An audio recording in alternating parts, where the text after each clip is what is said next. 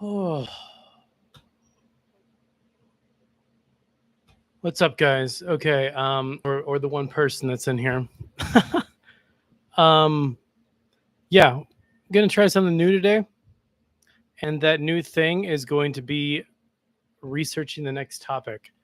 We're basically just going to be staring at a PDF and trying to figure out what what it means.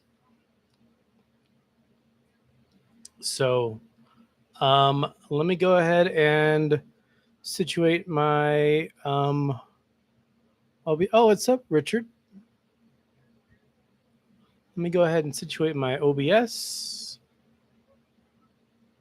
I can wait a sec as well.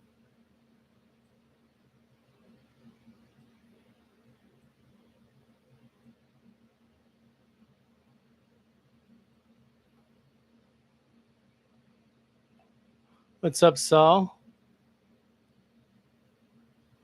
We're getting some numbers in this one. Nice. Monica, you're cool. This is part of the reason I wanted to try this. I want to see like yo like I mean reading stuff like this can get a little. I mean it's interesting, but also like I think doing it with people is going to be more fun.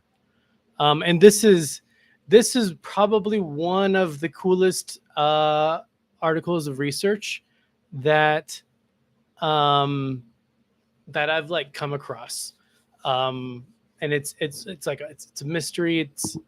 It's like it's just it's weird.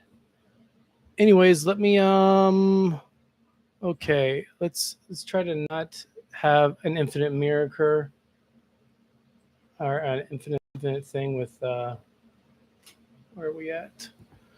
Uh, where are we? Dude, I need like 17 monitors.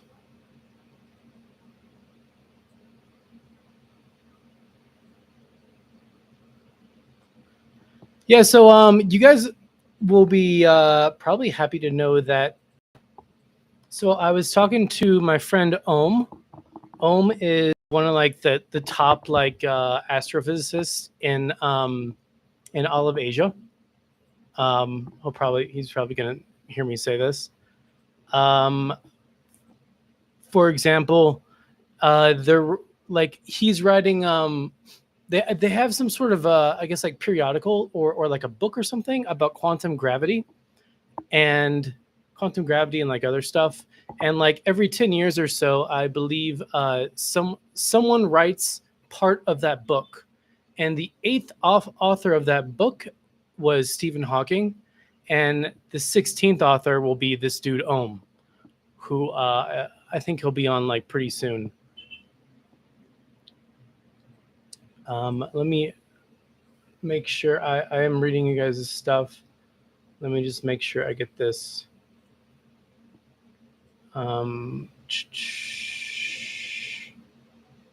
Okay. Okay. I think you guys can see stuff. There we go. Okay. There we go. Asha, so is the star an alien that not, probably not, but it is pretty weird. Let me give you guys so I had an idea on how to kind of show what happened here. As I kind of already understand this a little bit. Imagine this is a star. This is my phone. This is a rock I found while hiking this morning. Now imagine something just like rotates in front of the star for 200 days that is bigger than the star, which is weird, and then goes right past it. That is what this paper is about. So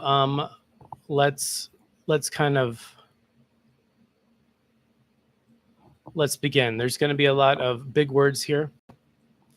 We report a serendipitous discovery of a late type giant star that, okay, basically they're saying that the amount of light dropped to 97% of what it usually is in 2012 for a few hundred days. They've never seen anything like this before either. Like this doesn't ever. I mean, think of all the stars that we see in the sky. This never happens. Do they know the star's age? I could attempt to look for it, but when stars begin to age, they start to like change colors, and we kind of know what their age was. Like it wasn't undergoing any sort of like evolution or something like that. It wasn't old. It was just like a normal star. So they observed it for 17 years. Appear somewhat. They modeled the event as an occlusion by an object, just like I showed you with that rock, and projection with uniform transparency. Okay. We find that occlusion is unlikely to be due to a chance alignment with a foreground object. Basically saying that this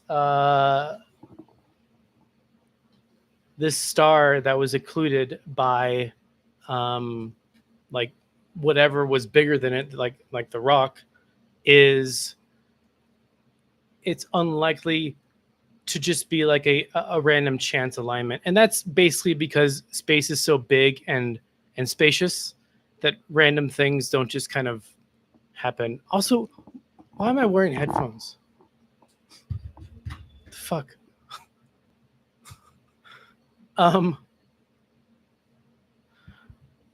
They consider a number of possible candidates, find 2 further candidates, and suggest that these systems. Feel free, guys, by the way, to like ask more questions about this if you get confused or anything. But I'm gonna try and keep this stream on topic. Okay, it's a binary star system. And they're talking about the light curve. Okay.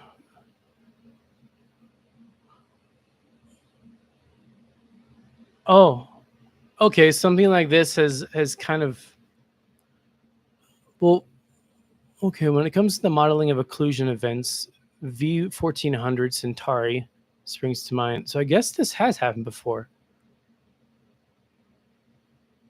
Not to 97%, but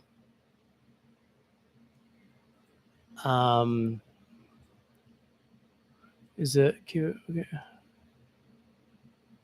Found the light curve was consistent with, okay.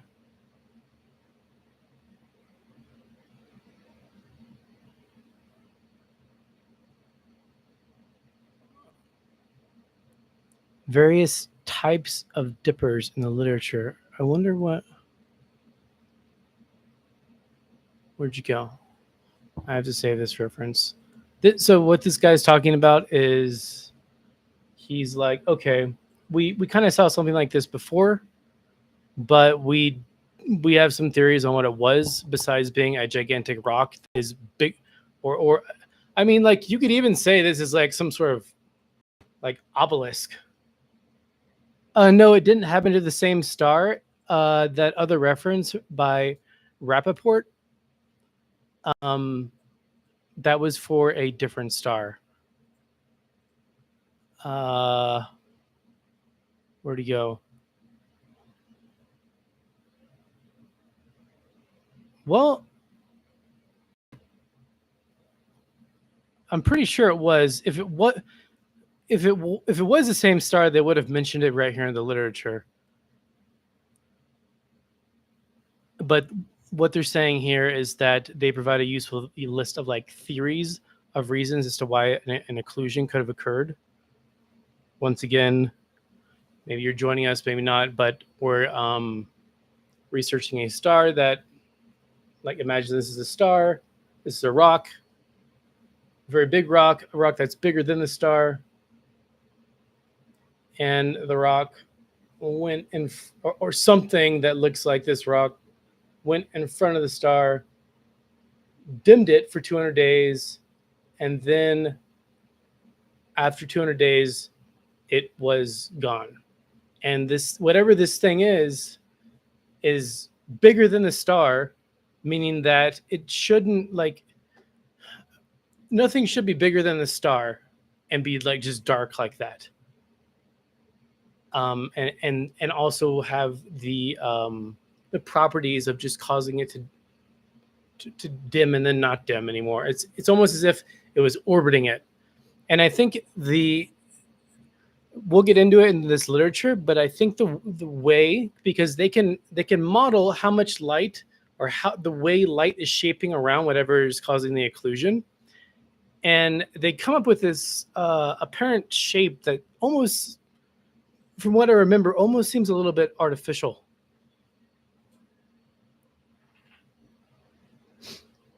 But yeah, this guy here, Rappaport, it looks like he has some other ideas as to what it could be. But yeah, so the dip is notably smooth and asymmetric, described by an occlusion by an inclined and tilted disk, likely hosted by a second body in orbit or into a star.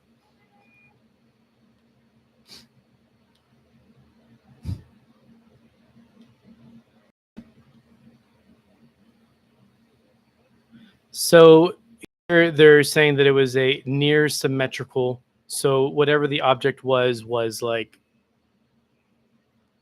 as it went from point A to point B across the star, it was like the amount of light that was coming through it was the same, meaning that the object was nearly symmetrical, which is a bit odd, especially in space.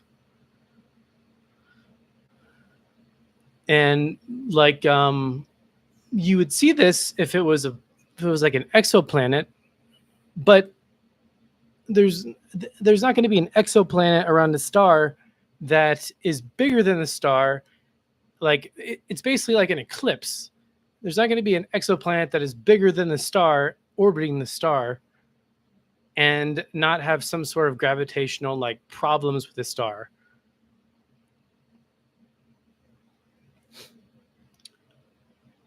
So so they've seen it looks like they've seen it, just not something as with an object that's like as perfect, like as kind of like oddly symmetrical and perfect, which is, I think, the weirdest part to me. This is just talking about like how they're measuring the light, stuff like that. A bunch of jargon.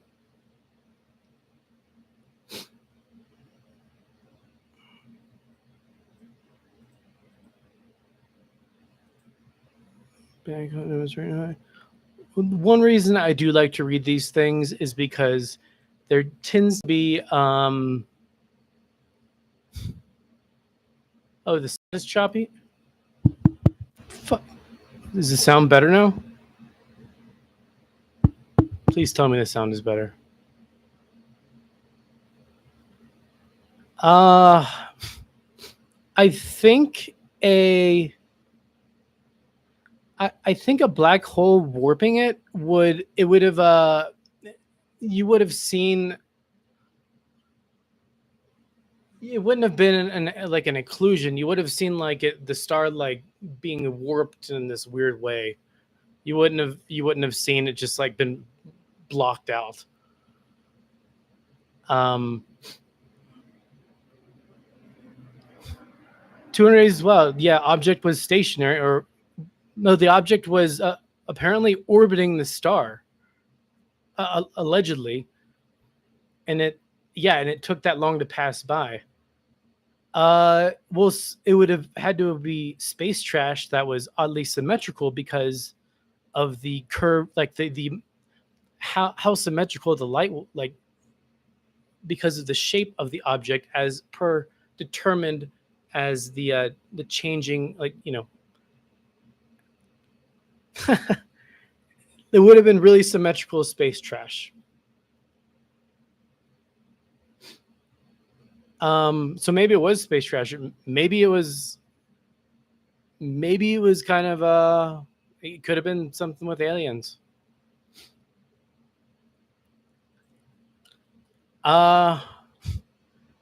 Aliens trying to communicate with via light Morse code. I think that well, I don't know how you I don't know. Let's assume this is like a big thing just like in front of a star. I don't know how you construct something so large that nearly completely like it's almost like a solid object unless it was like really dense like dust particles which would be weird because of the symmetry of the object. I don't know how you even construct something that large. And yes, for it to obstruct it for 200 days, it's like if it was close to the star, it would have like the star would have sucked it in or something like that due to gravity. But if it was far away from the star, then imagine how big this thing had to be in order to occlude the light from it.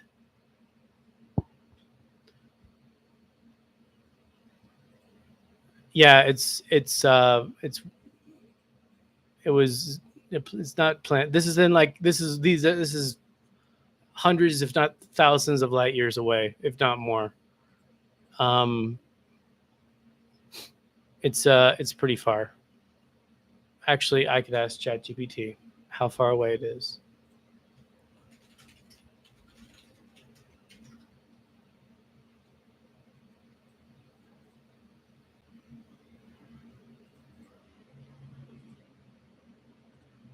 It'll figure it out.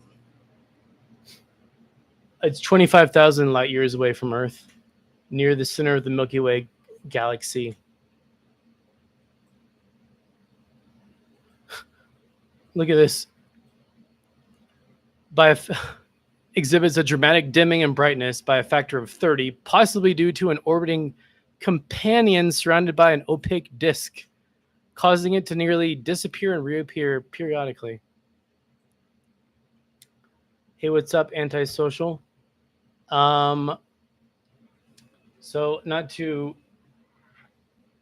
go over this again, we're talking about a star that had a very symmetrical, like opaque disk,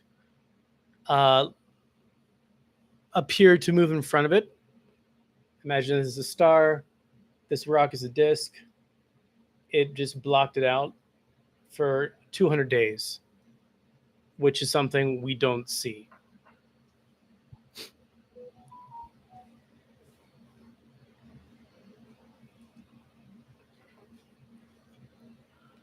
Okay, a visual comparison of our near infrared spectrum of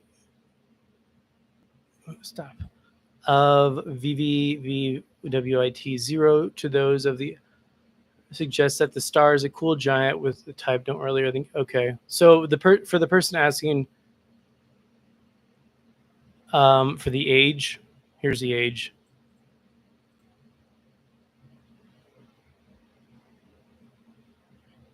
Yielded a best fitting effective temperature. Okay, it's just properties of the star. Okay, now they're more stuff.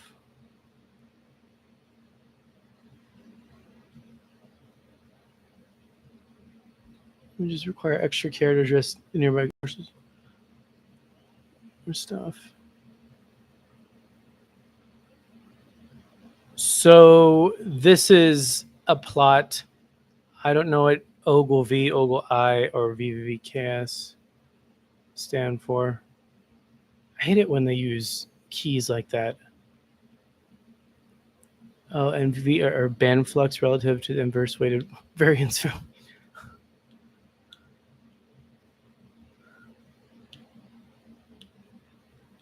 Basically, this is the dip in brightness. And here are pictures they took of it as well. That's not what we're looking at. That's a nasal explanation. There's no gravitational influence on the star. Um,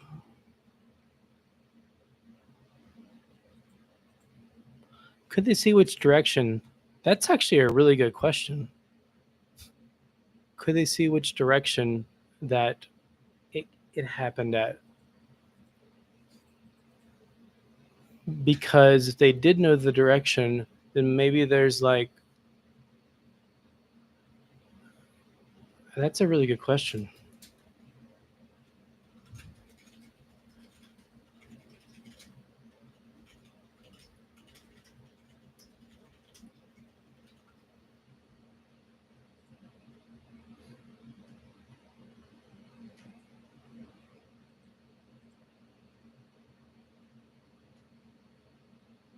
Again, according, okay. Um, let me just, let me just, I'm going to,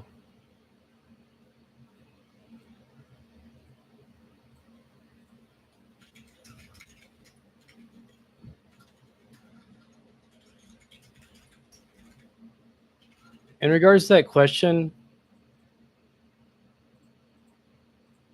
I am going to have ChatGPT scan to see if there was anything. What it does say is that the orientation of motion of the object, but the exact initial direction of the occlusion, whether it started from left, right, top, or bottom of the star, was not discussed. I'd have to email the authors. However, it does say that it was passing in front of the star in a straight line trajectory, almost as if it wasn't, almost as if it wasn't orbiting it. I mean, I guess it couldn't be orbiting it because it was so big, but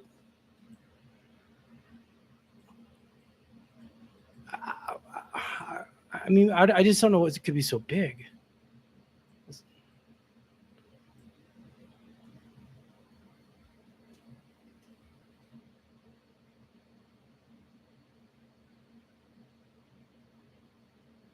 No, the Fadi, it's not saying that there is no direction. It's just saying that they're not talking about it. If I were to like go and find the data or like email the authors for the raw data, I could figure it out. Um, like,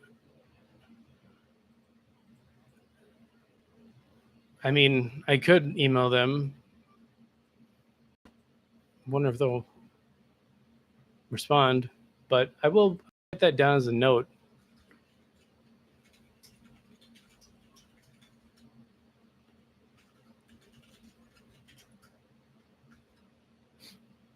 Yeah, it can't be bigger than the star.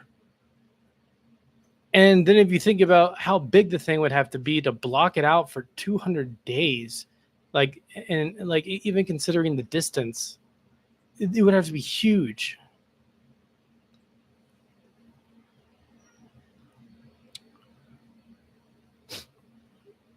So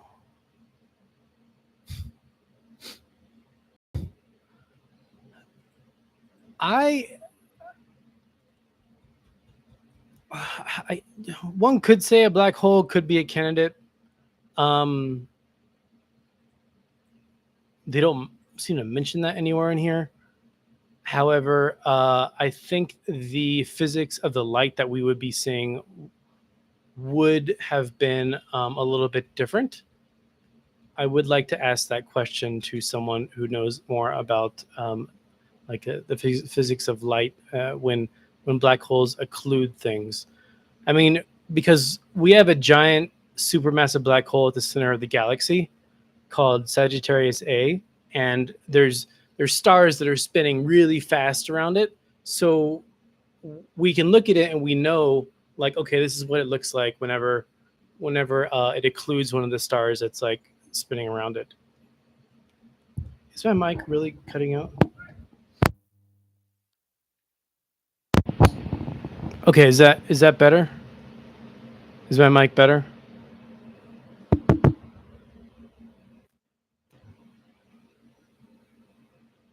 I'm hoping that my mic is better now. Okay, good. I had to unplug the XLR cable. Okay. They did spectral analysis. The light was bent on the way to us.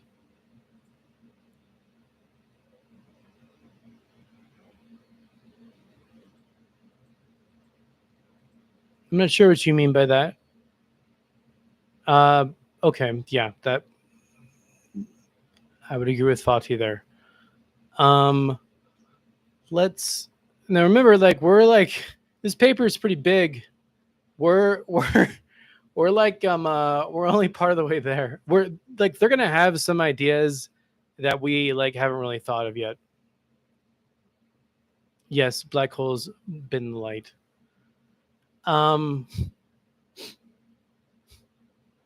If we require that, then we can constrain that.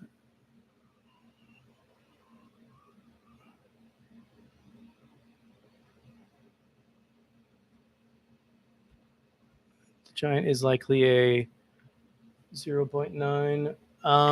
Anyone joining, by the way, we're looking at a star that was.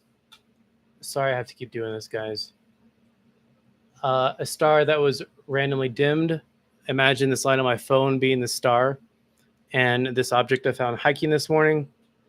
It went in front of the star and was much bigger than the star and blocked it out for 200 days. And it was like, it doesn't make, like, no one knows what it is because it doesn't add up to anything that we know of.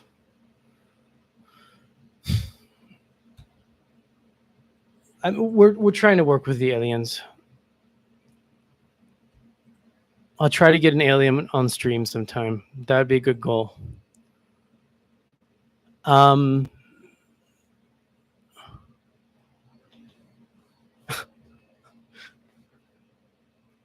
Okay, in the upper panel F, crucially from above the above classes, we're able to do an estimate of luminosity and its radiance of the giant, evaluating. Okay, so they're just radius at taking proper motion requirements. What about on V1 brings it closer to. Okay. They're just talking about the star.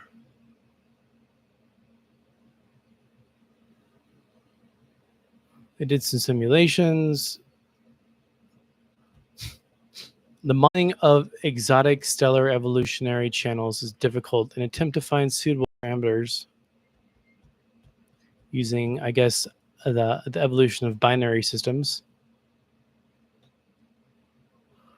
could not be reconciled with the ordinary atmospheric parameters obtained from the spectrum of the star.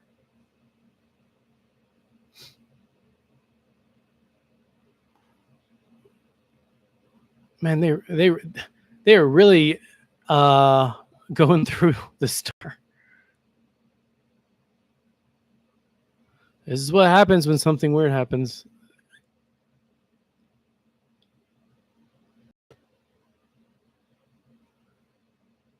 What?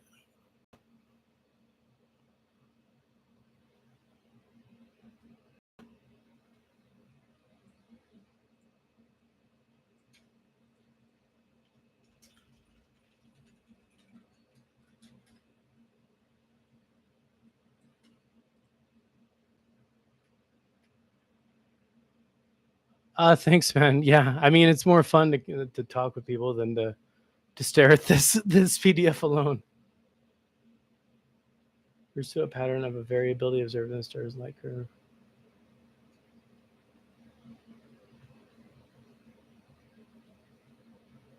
I'm curious what this one sentence kind of means. Roman, they couldn't. The object was like dark. They So once it was gone, it was gone.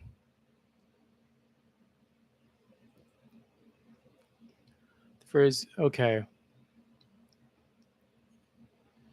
In the I band, the signal was detected during times when the star was the signal was detected during times when the star was not experiencing the large dimming event.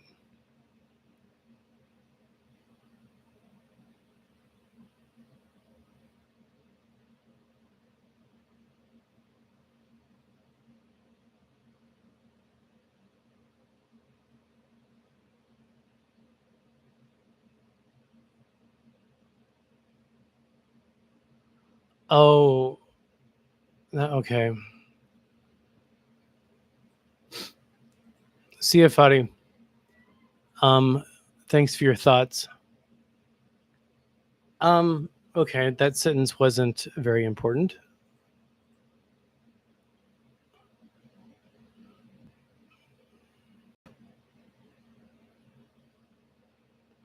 Okay, let's get down to like the event analysis or just more into the meat of this. We are not aware of any mechanism in intrinsic stellar variability which would cause the observed drop in flux. Flux is a measure of light of this magnitude across the wavelength range that they saw. Um, the shape of the dipping event and relative constancy of its color are additional strikes against. Okay, they're saying intrinsic variability being intrinsic variability of the star.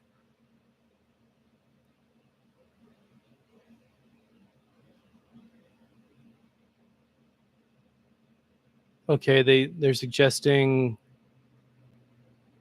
this a variable young stellar object, like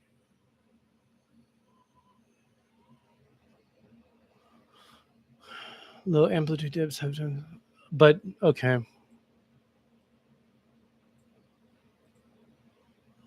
Not that.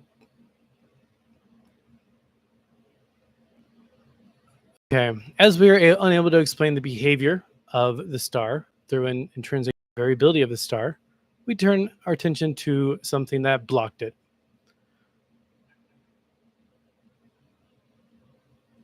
It rules out an orbital period shorter than around 11 years.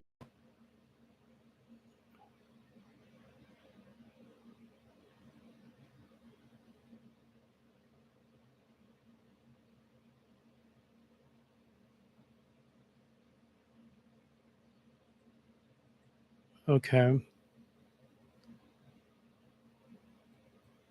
This might be expected given its position and is as demonstrated here. The star is. Yeah, the nearest objects are really far away.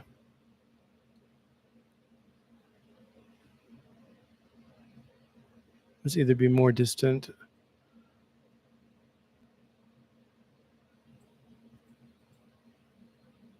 The nearest on-sky objects are 1.06 and 1.44 arcsecs away.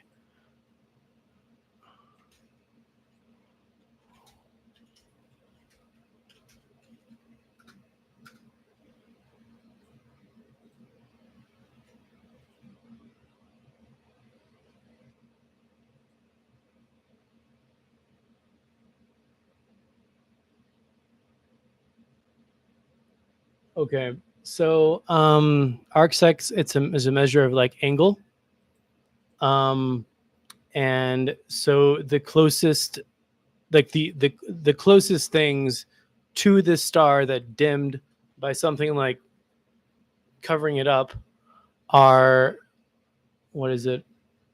It's about 0.125 light years and 0.175, and they don't have any dimming events.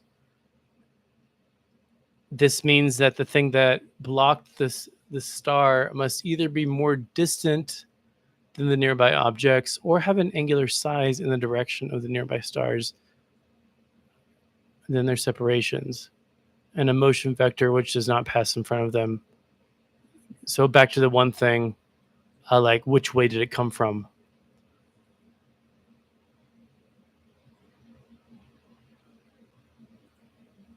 Okay.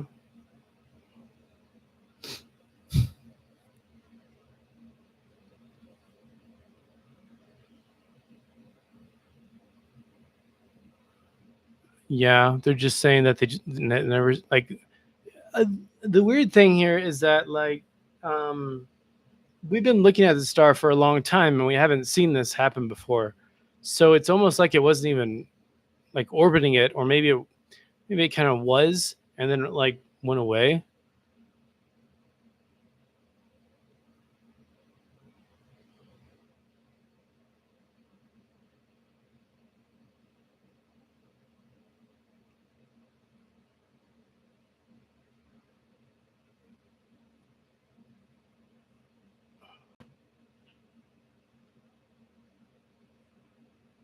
An adopted approximation that occulters and background stars are circular in projection.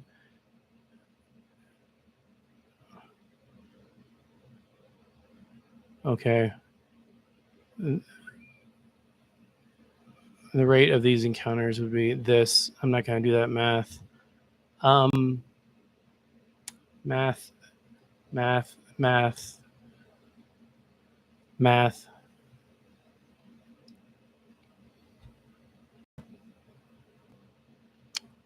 Allowing the this led us to enhance by allowing the occulter to be elliptical with finite transparency. I'm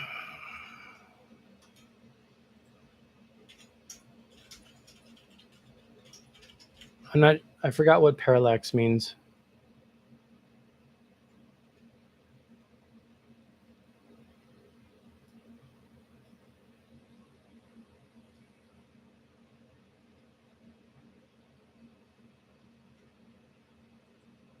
Oh, okay. The parallax is used to account for the possibility that the occulting object could be at a different distance than the star that's passing in front of it.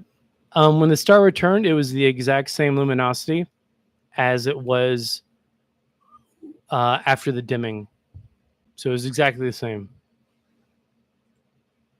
And here's a fancy graph they made.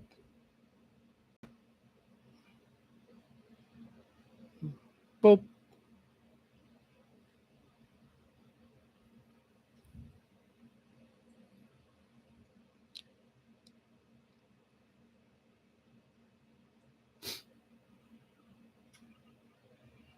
Parallax is getting to like the motion of like us in relation to the thing that's occulting it, and relation to the star. And I think that it seems like they're indicating that that's up a little bit. Well, they ruled that out, but it also seems like it's kind of overdoing it.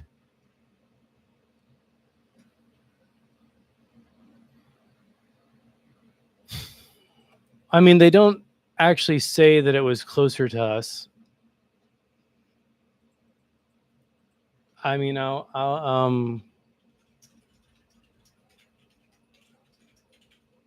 like because this star is 125,000 light years away. So I don't know. It would have to be really, really big to be. Well, maybe not. I mean, I guess in theory there could be something that was really close to us, and there was like an ecliptic event, but you would see that happening with a lot of stars, and we see billions of stars, and we don't see that. We only saw it with this one. Like if let's say there's another planet in our solar system and it was producing occlusions with a bunch of stars, then we would see that with a bunch of stars, not just this one.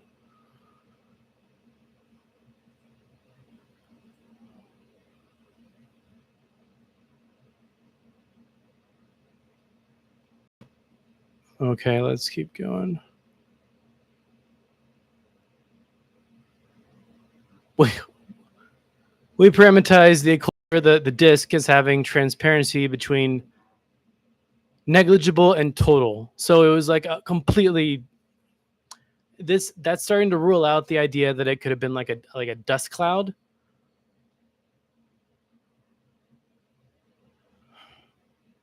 But instead like a complete like a something round and weird. Note, however, that transparency is wholly degenerate with flux decontamination, the contaminant being the occulter or an unrelated background or foreground star.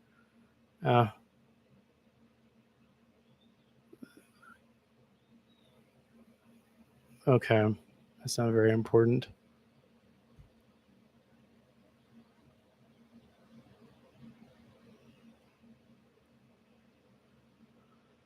Like a really big rogue planet.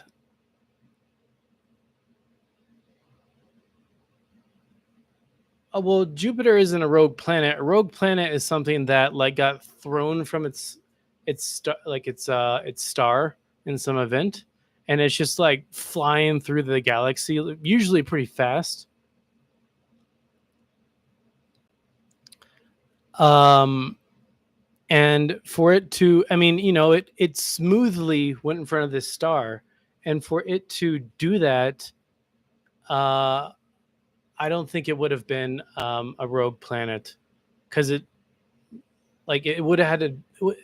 The rogue planet would have had to have been bigger,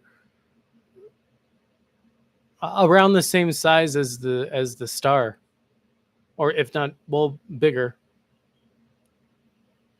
Yeah, because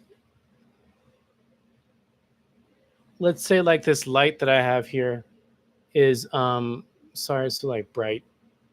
If I just have something that like were the same size as this light, and like I were to, it would have to be right in front of it, like right in front of the light, in order to block it completely. Whereas if you have something bigger than the light, like this rock, then you can be farther away. And I'm like still blocking it. And stars are big.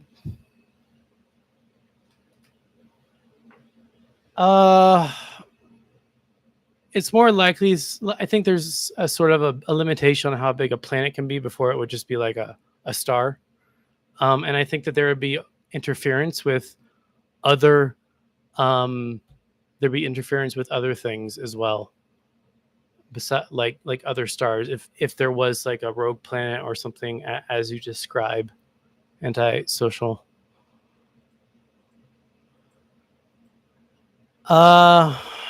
Again, I mean, this star is 125,000 light years away. So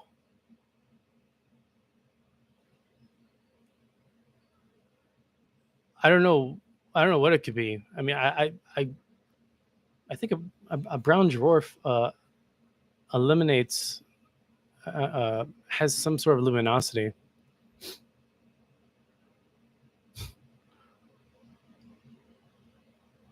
Okay. Yeah, Mr. Muga, I mean, even people I've talked to who like this is their livelihood, they're like, yeah, that's a weird one. This is a weird paper.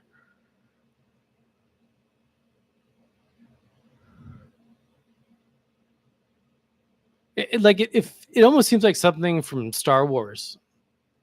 Like some giant thing passes in front of a star.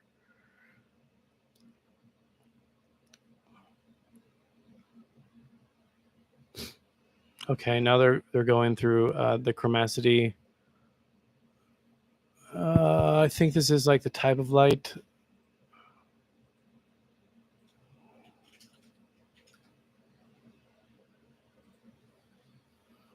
Thank you, antisocial. Okay, chromaticity refers to the characteristics of the occultation of the event, the dimming event. Yeah, the 200-day thing is very, very, very weird.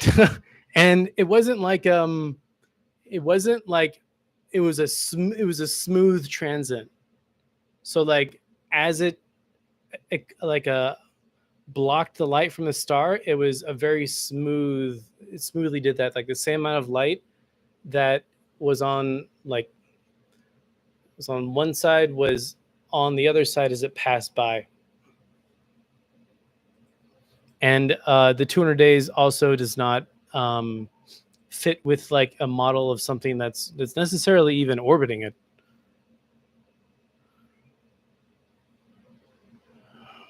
Okay. If an object is bugging, okay. Let's look at ChatGPT here for a bit. The chromaticity refers to how the characteristics of the event change across different wavelengths of light. If an event is achromatic, which I believe is mentioned here,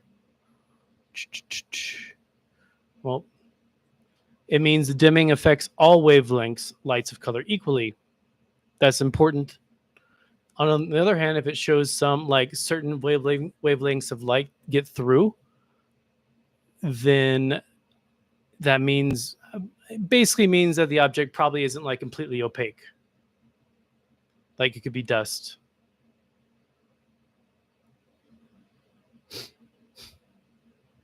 Yeah, it provides clues about the nature of the occulting object.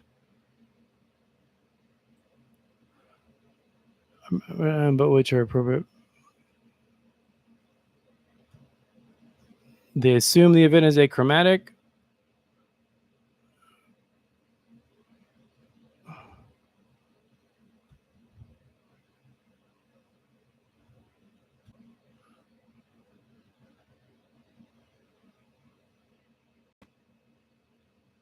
When the key event observations resume towards the end of the event, they are back where the model predicts.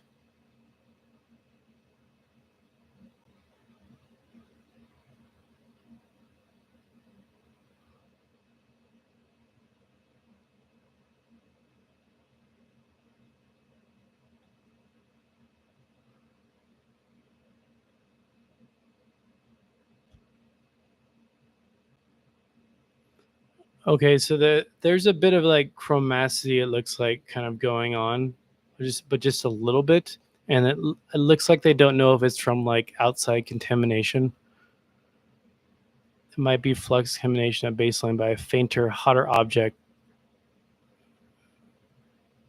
masking the true obscurification fraction.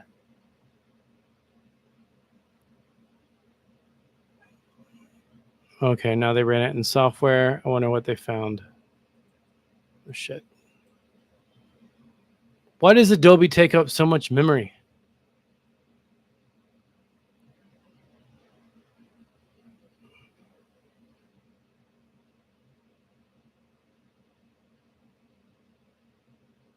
Okay.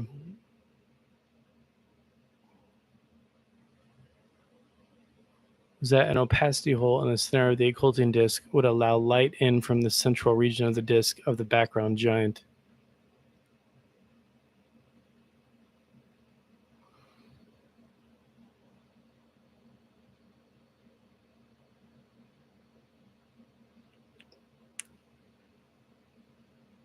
This is starting to get a little bit above certain understandings I have of light right now.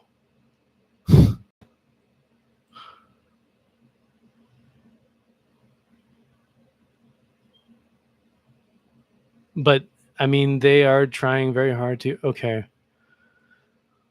The nature of the occulter. We have demonstrated that a solid occultation model fits the available data. We cannot rule out an occulter with a radial transparency, like with some sort of transparency. But this could not explain the relative achromaticity across wavelengths of these unless it were comprised principally of large grain material. So it looks like they need a little. They want to use a little bit more data. What does this actually kind of mean?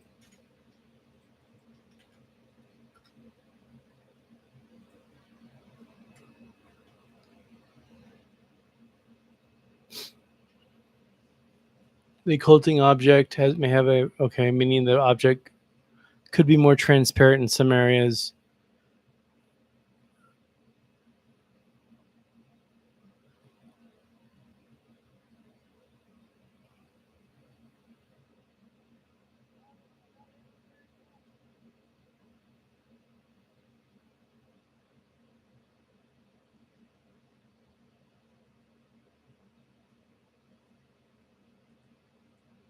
Okay.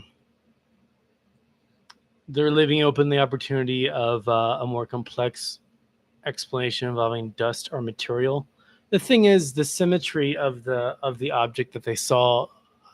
I mean, is like a dust cloud or something? Like, look at a nebula. Is that like very symmetrical to describe the symmetry of the flux?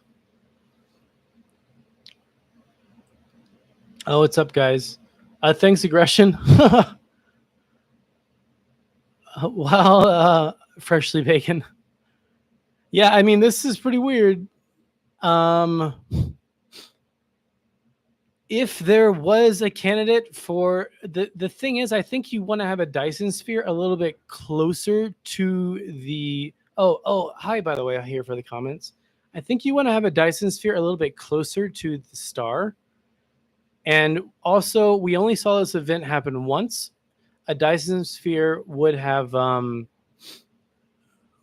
we would see it like being dimmed a bunch, which we don't see that anywhere, unfortunately. Like, do people look at the sky all the time with fancy equipment, just being like, "Where are the Dyson spheres?" This seems more like, to me, this seems more like some sort of like massive. I hate to use this word, but like almost like an alien ship or something, or just it's just something that we don't know what it is. And yeah, I'm gonna drop the word alien. It's just because my channel is called Strange Mysteries. That doesn't mean it is, but I hope it is.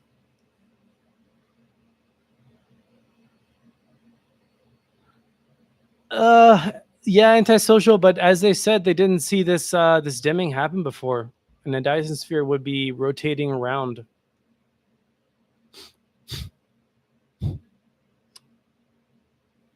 Massive solar sail.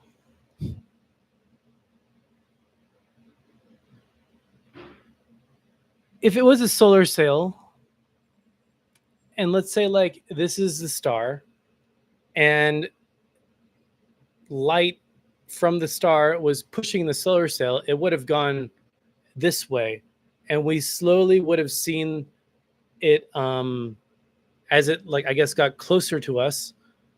We slowly would have seen it just get like smaller and smaller and smaller. But no, it went like this. It didn't. It wasn't, and it did so symmetrically. It would reflect like back to the star, but also be pushed by it.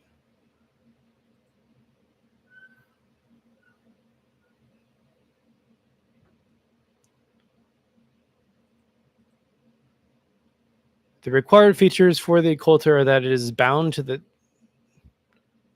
Okay, let's, as noted in sections 3.1, and the measured radius and/or okay. It is possible that there's a middle ground to be found between these two scenarios, an explanation for the event, which also offers an explanation for the apparent unusual nature of W. They're like, we really want to figure this out. The required features for the occulter are that it is bound to the star. It is faint. It has a radius greater than 0.25 AU, and it is elliptical in projection. Or that V, its presence also explains a high space velocity.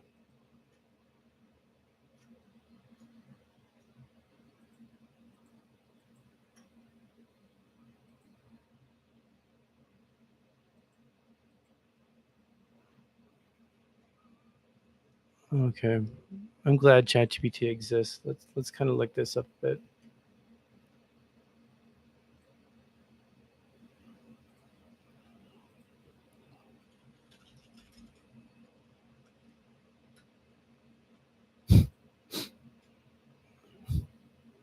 You know who does think about aliens is Bioseti, which I will go over one day. I talked to the author today again. Okay, in this passage where they're trying to really like figure it out, the authors describe the specific characteristics. Okay, bound to the star. Faint. The object must be faint. Okay, meaning it doesn't emit or it's like a dark object. That's why we can't really detect it. It has to be, which is about the size of the the size of the orbit of Mercury. That's huge. Okay, I'm actually curious.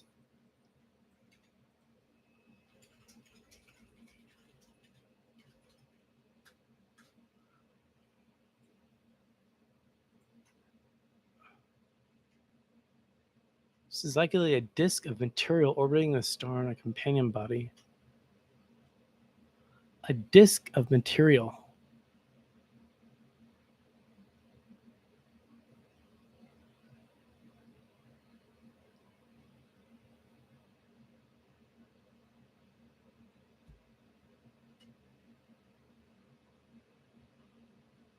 It said it would have to be 0.25 AU, but the size of.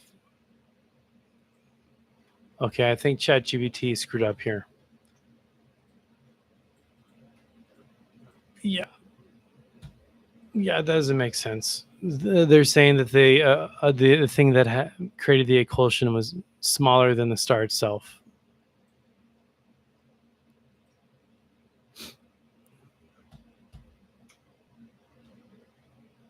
A circumstellar disk.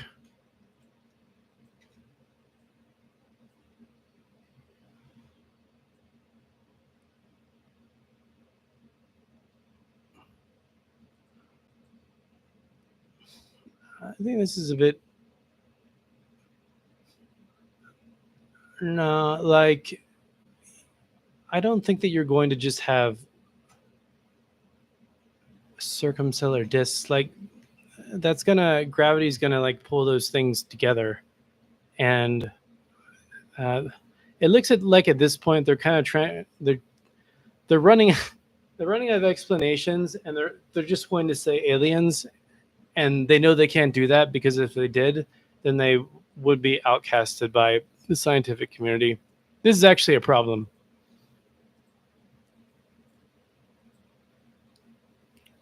Do not want.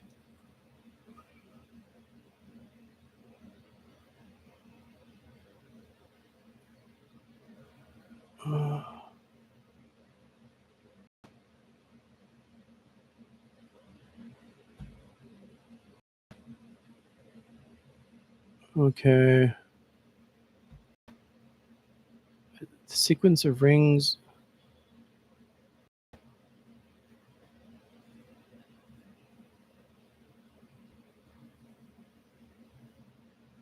Since for our object the light curve is smooth, once again the occulter cannot be as structured as Mamajex.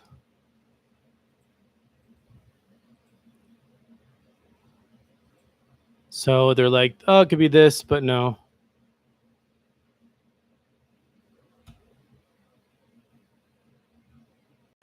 Man, okay, I'm getting a little worn out by looking at all of their suggestions as to what it could be. um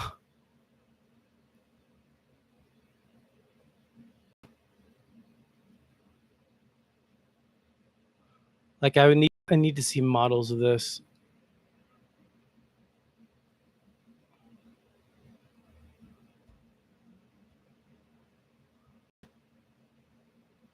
Disk comprised of matter.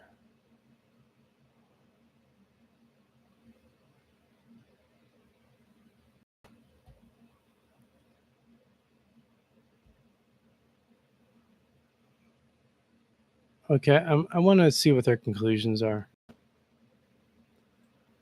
Yes, animations would be very helpful. They're expensive. They're expensive. I'd like to get some one day. If I get this channel going again, then I could get like someone who knows Unreal Engine.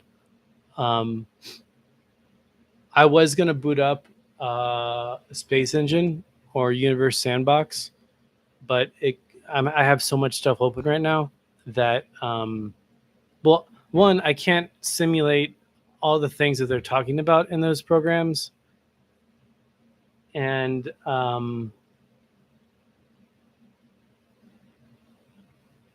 two, yeah, we'd have like 10 different potential things. Let's look at the conclusions. We've reported and analyzed an unusual dipping event in the light curve of a late type giant star. The dip is unusually long, over a few hundred days, and basically completely blocked out the star on all wavelengths. The object was just randomly found in one of the surveys of 1 billion stars that we look at.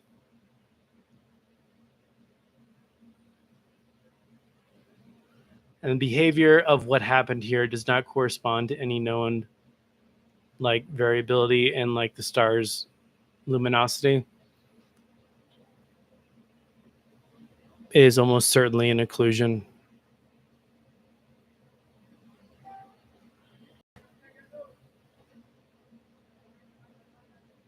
Requires a probably large space density of dark foreground objects. Hence, the occulter is most likely gravitationally bound to the giant. I'm still confused, but how that would work.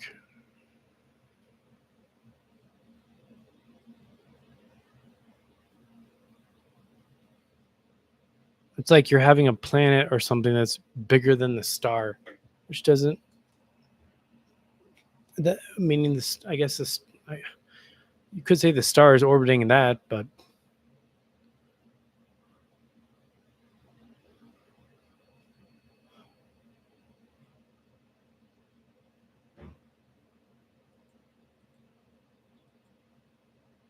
yeah. So that's about it, man. That was intense. At the end of the day, something just like went in front of the star. They make a bunch of suggestions. It's 125,000 light years away. It would either cause, I'm not sure if you would say gravitational lensing, but it would not cause the type of change in flux, which is like the change in the luminosity of the light as the thing passed in front of the star. It would like twist it and some it would be more complex.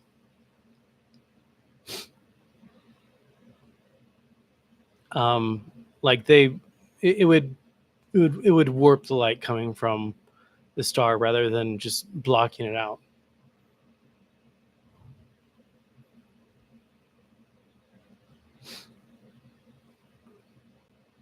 Despite intensive efforts, it is clear that we have left room for further work on this intriguing object. All right. I'm going to end this stream. Thanks for watching, guys. I'm going to make a little video about this tomorrow. After that, a few of the topics I have are like this time run backwards once it passes through a black hole. Astronomers just saw the farthest galaxy ever. My friend Ohm is dropping a paper on Friday about a way that the universe ends called the long freeze. I'm going to try and get him on. But yeah, I will talk to you guys later.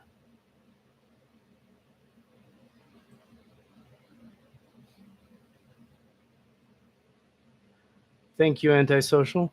If you guys have any questions for me before I end, yeah, just type in chat. I can like answer them.